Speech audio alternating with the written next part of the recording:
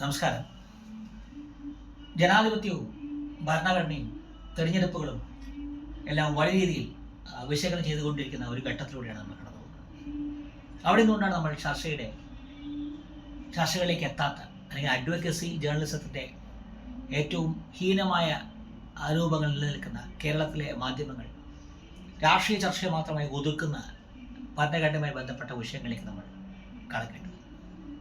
വളരെ വേഗത്തിൽ നമ്മൾ അതിലേക്ക് എത്തേണ്ടതുണ്ട്. കാരണം സമയം അതിക്രമിച്ചുകൊണ്ടിരിക്കുകയാണ്. അതിൽ ആദ്യത്തേത് പലതുകൊണ്ടും ഭരണഘടനയുമായി ബന്ധപ്പെട്ട വിഷയങ്ങൾ ഏറ്റെടുത്തുകൊണ്ട് വരുന്നു എന്ന രീതിയിൽ ഒരു പ്രതിപക്ഷം ഉയർന്നു വരുന്നത് നമ്മൾ കണ്ടിട്ടുണ്ട്. പ്രതിപക്ഷത്തോടും എതിർശബ്ദങ്ങൾ ചേരുന്ന പ്രതിപക്ഷത്തോടുള്ള നിഷേധാത്മകമായ സമീപനത്തിൻ്റെ പേരിലാണ് നരേന്ദ്രമോദി ഭരണകൂടം വലിയ പഴി കേട്ടത്. എന്നാൽ പ്രതിപക്ഷം രൂപവൽക്കരിക്കാനുള്ള അവസരം ലഭിച്ച കോൺഗ്രസ് പ്രസ്ഥാനം അതിന് വലിയ രീതിയിൽ തേജോവധം ചെയ്തുകൊണ്ടിരിക്കുന്ന ഒരു ഘട്ടത്തിലൂടെയാണ് പറഞ്ഞത്. അല്ല, ആദ്യത്തേതാണ്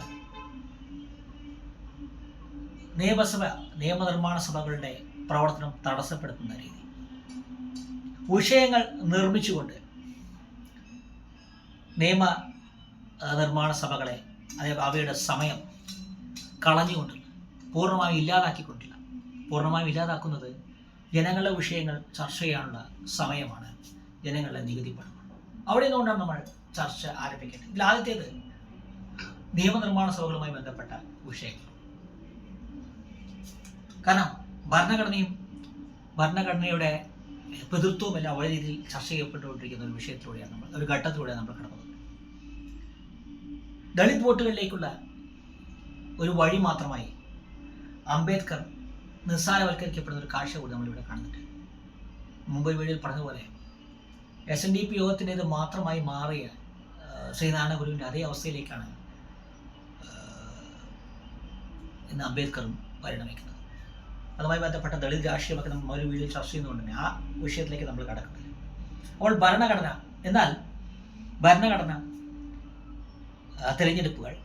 തിരഞ്ഞെടുപ്പ് ചെലവുകൾ, നിയമനിർമ്മാണ സഭകൾക്ക് വരുന്ന ചിലവുകൾ, ജനങ്ങൾ തിരഞ്ഞെടുക്കപ്പെട്ട ജനപ്രതിനിധികളുടെ ഉത്തരവാദിത്വം, ഇവയെല്ലാം ചർച്ച ചെയ്യുന്ന ഒരു അവസരമായിട്ട് കൂടി നമ്മളിതിനെ കാണേണ്ടിയിരിക്കുന്നു. കാരണം പ്രതിപക്ഷ സംവിധാനം എന്ന് പറയുന്നതിന് വിശേഷിച്ചും കോൺഗ്രസ് പ്രസ്ഥാനത്തിന് ഭരണഘടനയുമായി ബന്ധപ്പെട്ട വിഷയങ്ങൾ എന്ന് പറയുന്നത് ദളിത് വോട്ടുകളിലേക്കുള്ള വഴി മാത്രമായി മാറിയതും, അല്ലെങ്കിൽ മുസ്ലിം വോട്ടുകളിലേക്കുള്ള വഴി മാത്രമായി മാറിയതും നമ്മൾ കാണുന്നുണ്ട്. അത്തരമൊരു ഘട്ടത്തിൽ ഒരു പ്രതിപക്ഷം ഉണ്ടാവണം എന്ന് ആഗ്രഹിച്ച എല്ലാ ജനാധിപത്യ വിശ്വാസികളും വലിയ രീതിയിൽ പരാജയപ്പെട്ട ഒരു ഘട്ടത്തിൽ ഭരണഘടനയുമായി ബന്ധപ്പെട്ട വിഷയങ്ങൾക്ക് നമ്മൾ കണക്കെടുക്കുന്നത്. അതിലാദ്യത്തേതാണ് നേരത്തെ പറഞ്ഞ ഏകീകൃത തെരഞ്ഞെടുപ്പ്. ഏകീകൃത തെരഞ്ഞെടുപ്പ് എന്ന് പറയുന്നത് ഒരേപോലെ ഗാന്ധിജിയുടെയും അംബേദ്കറിൻ്റെയും ആശയങ്ങളുമായി യോജിച്ചു പോകാത്തതാണ്. ഗാന്ധിയും അംബേദ്കറും അടക്കമുള്ളവർ ഇന്ത്യയുടെ ദേശീയ പ്രസ്ഥാനത്തിൽ പുരോഗമന കാഴ്ചപ്പാട് പുലർത്തുന്ന എല്ലാ ആളുകളും പല കാരണങ്ങൾ കൊണ്ട് പരസ്പരം യോജിക്കാൻ കഴിയാതെ പോരുന്നവരാണ്. അത് നമ്മൾ മുമ്പൊരു ലേഖനത്തിലും വീഡിയോയിലും ചർച്ച ചെയ്തിട്ടുണ്ട്. വികേന്ദ്രീകരണം വളരെ പ്രധാനപ്പെട്ട കാര്യമായിട്ട് കണ്ടവരാണ് ഇവർ രണ്ടുപേരും. ആ വികേന്ദ്രീകരണമാണ് ഇവിടെ ഇല്ലാതെയാവുന്നത്. കാരണം ജനങ്ങളോട് ഉത്തരവാദിത്വമുള്ള ഒരു ഭരണകൂടം സൃഷ്ടിക്കപ്പെടേണ്ടത് അനിവാര്യമാണ്. ഏകീകൃത തെരഞ്ഞെടുപ്പ് എന്ന് പറയുന്നത് ഈ ഭരണഘടനയോടും പഞ്ചായത്ത് രാജ് ആശയങ്ങളോടും തീരെ ചേർന്ന് പോകാത്തതാണ്.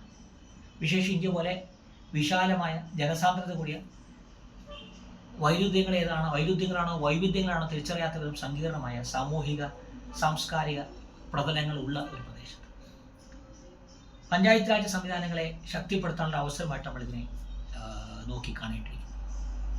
ഇത് നമ്മൾ ചർച്ച ചെയ്യുന്ന വീഡിയോയുടെ ലിങ്ക് ഇതിൻ്റെ കൂടെ ചേർത്തിട്ടുണ്ട്. വാർഡ് തല തെരഞ്ഞെടുപ്പുകളുടെ ഇടവേള കൂട്ടേണ്ട അനിവാര്യതയെക്കുറിച്ച് ചർച്ച ചെയ്യുന്ന വീഡിയോയുടെ ലിങ്ക് ഇവിടെ ചേർത്തിട്ടുണ്ട്.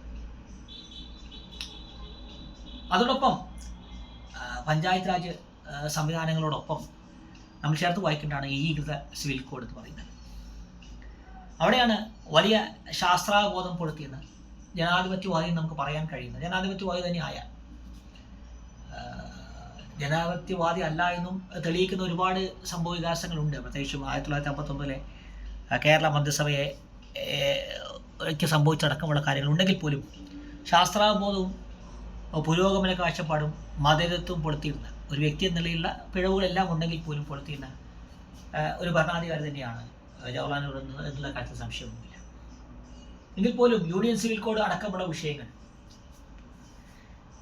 തെരഞ്ഞെടുപ്പുകൾ ഏകീകരിക്കാതിരിക്കുന്നത് പോലെ തന്നെ നിയമങ്ങൾ ഏകീകരിക്കപ്പെടേണ്ടതും അനിവാര്യമാണ്. അപ്പോൾ യൂണിയൻ സിവിൽ കോഡുള്ള വിഷയം ചർച്ചയാവാനുള്ള അവസരം കൂടിയാണ്. മൂന്നാമത്തേതാണ് സെൻസസും കാസ്റ്റ് സെൻസസും.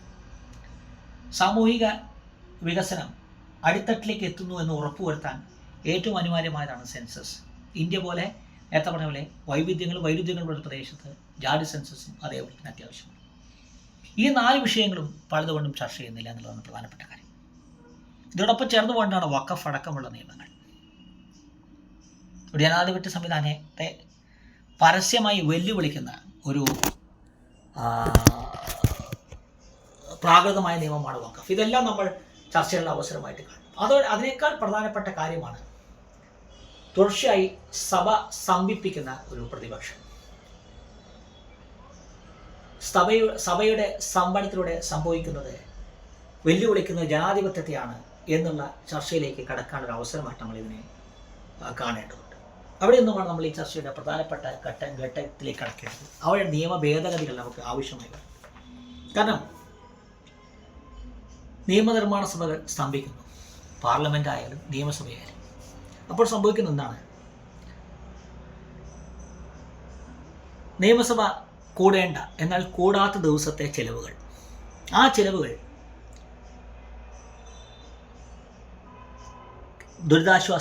സംസ്ഥാന ദുരിതാശ്വാസ നിധികളിലേക്കോ ഓരോ MLAയും ഓരോ MP യും അതാത് സംസ്ഥാനത്തെ ദുരിതാശ്വാസ നിധിയിലേക്കോ പട്ടികജാതി പട്ടികവർഗങ്ങൾക്ക് വേണ്ടിയുള്ള അല്ലെങ്കിൽ ലിംഗന്യൂനപക്ഷങ്ങൾക്ക് വേണ്ടിയുള്ള വകുപ്പുകളിലേക്കോ മാറ്റേണ്ടതാണ്. അതേപോലെ തന്നെ നമ്മൾ മുമ്പൊരു വീഡിയോ ചർച്ച ചെയ്യുന്ന വിഷയങ്ങൾ ഏതൊക്കെയാണെന്ന് ഓരോ MLAയും ഓരോ MP യും തൻ്റെ മണ്ഡലത്തിനെ അറിയിക്കണം. വിശേഷം ഇന്നത്തെ സാമൂഹ്യ മാധ്യമങ്ങളെ കാണുന്നത് അത് ജനങ്ങളിൽ നിന്നും പരാതി സ്വീകരിച്ച ശേഷം എല്ലാ പരാതിയും എനിക്ക് സഭയുടെ മുമ്പിൽ അവതരിപ്പിക്കാൻ കഴിയില്ല. ഈ 2 പരാതികളാണ് അവതരിപ്പിക്കുക. അപ്പോൾ ആ 2 പരാതികൾ അവതരിപ്പിക്കാൻ കഴിഞ്ഞില്ലെങ്കിൽ ആ ദിവസത്തെ ശമ്പളം അടക്കം അല്ലെങ്കിൽ പകുതി ശമ്പളം അല്ലെങ്കിൽ ആ മാസത്തെ പകുതി ശമ്പളം അടക്കമുള്ളവ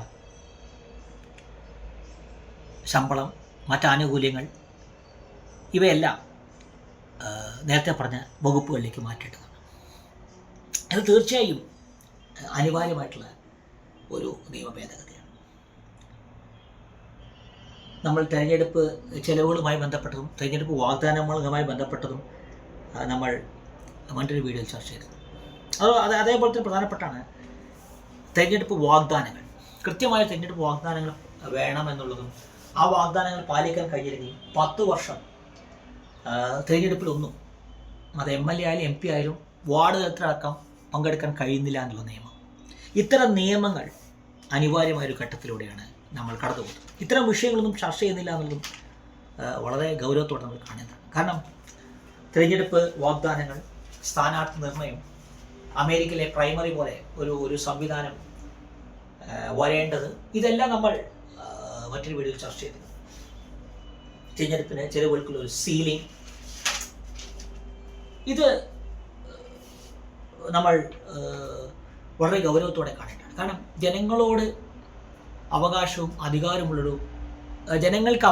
അധികാരമുള്ളൊരു സംവിധാനം ഉയർന്നു വന്നാൽ മാത്രമാണ് ഇത്തരം ധാർഷ്ട്യം ഒഴിവാക്കാൻ കഴിയുള്ളൂ. കാരണം ഭരണഘടനയെ ഉയർത്തിപ്പിടിച്ചുകൊണ്ട് ഭരണഘടനയുടെ കോപ്പി കയ്യിൽ പിടിച്ചുകൊണ്ട് വരുന്നത് കൊണ്ട് നിങ്ങൾ നടത്തുന്ന വലിയൊരു ഭരണഘടനാ ലംഘനം, ജനാധിപത്യ ധ്വംസനം നിങ്ങൾക്ക് ന്യായീകരിക്കാൻ കഴിയും. കാരണം കോടിക്കണക്കിന് രൂപ ചിലവഴിച്ച് നടത്തുന്ന ഒരു പ്രക്രിയ, ആ പ്രക്രിയയിലൂടെ തിരഞ്ഞെടുക്കപ്പെടുന്നവർ ഓരോ നിമിഷവും ലക്ഷങ്ങളോ അല്ലെങ്കിൽ കോടികളോ ചിലവഴിച്ചുകൊണ്ട് നിങ്ങളൊരു മുറിയിലിരിക്കുന്നു.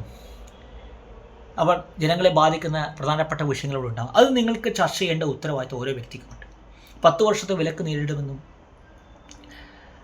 നിങ്ങൾക്ക് നിങ്ങളുടെ ശമ്പളവും കിമ്പളവും എല്ലാവർക്കും ലഭിക്കുന്നത് വേറെ കാര്യം.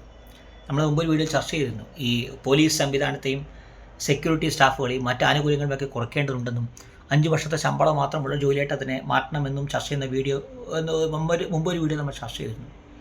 ആ വീഡിയോയുടെ ലിങ്ക് ഇതിൻ്റെ കൂടെ ചേർത്തിട്ടുണ്ട്. അപ്പോൾ അങ്ങനൊരു സാഹചര്യം വരുമ്പോൾ ശമ്പളത്തിന് പകുതിയെങ്കിലും കിട്ടണമെന്ന് നിർബന്ധമുള്ള ഒരാൾ ആ വിഷയം ചർച്ച ചെയ്യാനുള്ള നിർബന്ധം പിടിക്കും. ഇത് ഓരോ പ്രദേശത്തും ഓരോ സംസ്ഥാനത്തും സംഭവിക്കുമ്പോൾ വലിയ മാറ്റം അതിലൂടെ ഉണ്ടാകും. അതേപോലെ തന്നെ നമ്മൾ സംവരണത്തെക്കുറിച്ച് പറഞ്ഞു. കർഷകർക്കും പട്ടികജാതി വിഭാഗങ്ങൾക്കും ഒക്കെ ലിംഗന്യൂനപക്ഷങ്ങളുമായി സീറ്റുകൾ സംവരണം ചെയ്യപ്പെടേണ്ട ആവശ്യകത നമ്മൾ പറഞ്ഞു. കാരണം ഒരു വോട്ടിംഗ് സംഘടിത വോട്ട് ബാങ്കായി മാറിയാൽ മാത്രമേ അവകാശം നേടിയെടുക്കാൻ കഴിയുന്ന സാഹചര്യത്തിൽ വരുമ്പോൾ ഏതൊക്കെ ഒരു കൃത്യമായൊരു സെൻസസ് നടത്തി പാർശ്വവൽക്കരിക്കപ്പെട്ടവരുടെ കണക്കെടുത്തതിന് ശേഷം ഇവർക്ക് വേണ്ടി ഒരു മണ്ഡലം സംവരണം ചെയ്യപ്പെടണം എന്നുള്ള ധാരണയിലേക്ക് നമ്മൾ എത്തേണ്ടതുണ്ട്. ഒരുപക്ഷെ ആംഗ്ലോ ഇന്ത്യൻ സീറ്റുകൾ ഉണ്ടായിരുന്നുവെങ്കിൽ ക്രിസ്ത്യൻ വോട്ടുകളിലേക്ക് കടക്കാൻ കഴിയുമെന്ന് BJP ഇപ്പോൾ ചിന്തിക്കുന്നുണ്ട്. അപ്പോൾ സെൻസസിൻ്റെ ആവശ്യകതയിലേക്ക് കൂടിയാണ് ഇത് വിരൽ ചൂണ്ടുന്നത്. കാരണം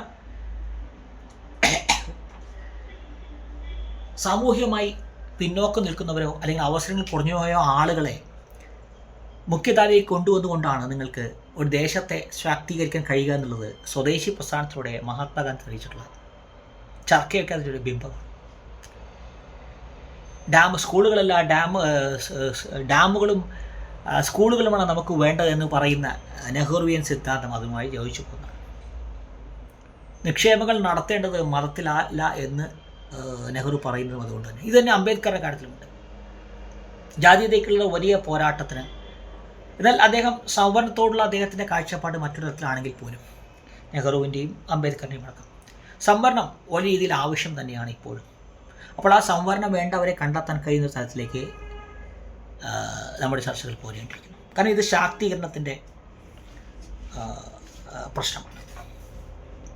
അതുകൊണ്ട് തന്നെ ബിംബങ്ങളെ നിർമ്മിച്ചുകൊണ്ട് തെരഞ്ഞെടുപ്പുകളെ നേരിടാം, ജയിക്കാം എന്നുള്ള ഒരു ധാരണയിൽ നിന്ന് രാഷ്ട്രീയ പ്രസ്ഥാനങ്ങൾ മാറേണ്ടതുണ്ട്. തങ്ങളോട് യോജിക്കാതെ പോയവരെയോ തങ്ങളെ എതിർത്തവരെയോ തങ്ങളുടെ കൂട്ടത്തിലേക്ക് ചേർത്തുകൊണ്ട് മുഖ്യധാരയിലേക്ക് കടന്നു വരാനുള്ള ശ്രമം BJP നടത്തുന്നു. അതിൻ്റെ അങ്ങേ തലത്ത് വിവേകാനന്ദനാണെങ്കിൽ അതിൻ്റെ ഇങ്ങേ തലത്ത് അംബേദ്കറോ പട്ടേലോ ആയിരിക്കാം. എന്നാൽ ഇത്തരം ബിംബനിർമ്മാണങ്ങൾ കോൺഗ്രസ് നടത്തുന്നുണ്ട് എന്നുള്ളതിൻ്റെ തെളിവാണ് ഇപ്പോൾ അംബേദ്കറുമായി ബന്ധപ്പെട്ട ചർച്ചകളിലൂടെ തോന്നിയിരിക്കുന്നത്. നേരത്തെ പറഞ്ഞ പോലെ ഒരു പ്രത്യേക വിഭാഗത്തിലേക്ക് എത്താനുള്ള വഴി മാത്രമായി ഭരണഘടനാ സംവിധാനങ്ങളും മാറുമ്പോൾ അതിദയനീയമായ ഒരു അവസ്ഥയിലേക്കാണ് നമ്മൾ കടന്നു പോകുന്നത്. ആ അവസ്ഥയിൽ നമുക്ക് മോചനം വേണ്ടിയിരിക്കുന്നു. സർഗാത്മകമായ ക്രിയാത്മകമായ ചർച്ചകൾക്ക് വഴി തുറക്കട്ടെ. കാരണം വെല്ലുവിളി നേരിടുന്നത് ജനങ്ങളാണ്. ആ ജനങ്ങളെ വെല്ലുവിളിക്കുന്നത് തിരഞ്ഞെടുക്കപ്പെട്ട ജനപ്രതിനിധികളാണ്. വേദനിപ്പിക്കുന്ന അറപ്പുളവാക്കുന്ന കാഴ്ച. ആ കാഴ്ചയിൽ നിന്ന് ജനാധിപത്യത്തിന് മോചനം വേണം, ജനങ്ങൾക്ക് മോചനം വേണം. ഇതൊരു വിമോചന പോരാട്ടം തന്നെയാണ് എല്ലാ അർത്ഥത്തിലും. ആ തിരിച്ചറിവിലേക്ക് നമ്മൾ എത്തിയേ തീരൂ. നമ്മൾ മോചിതരായേ തീരൂ. ജനങ്ങൾ അധികാരം സ്ഥാപിക്കുമ്പോൾ ജനങ്ങൾക്ക് വേണ്ടി ചിലവഴിക്കുന്ന തുകയാണ് നിങ്ങൾ ഇപ്പോൾ പൊടിച്ചു കളയുന്നത്. അത് ഞങ്ങളെ തിരിച്ചേൽപ്പിച്ചേ തീരൂ. നിങ്ങളിൽ നിക്ഷിപ്തമായ ചുമതല നിങ്ങൾ നിർവഹിച്ചേ തീരൂ എന്ന് ശക്തിയോടെ ജനങ്ങൾ പറയുന്നൊരു സാഹചര്യത്തിലേക്കാണ് നമ്മൾ എത്തേണ്ടത്. അതിനുള്ള അവസരമായിട്ട് ഇത് കാണണം. അംബേദ്കറെയും നെഹ്റുവിനെയും ഗാന്ധിയെയും സ്വന്തമാക്കാൻ ഒരു രാഷ്ട്രീയ പ്രസ്ഥാനത്തിനോ തിരഞ്ഞെടുക്കപ്പെട്ട ഒരു ജനപ്രതിനിധിക്കോ കഴിയില്ല എന്ന് കൂടി നമുക്ക് അവരെ ബോധ്യപ്പെടുത്തേണ്ടതുണ്ട്. Thank you.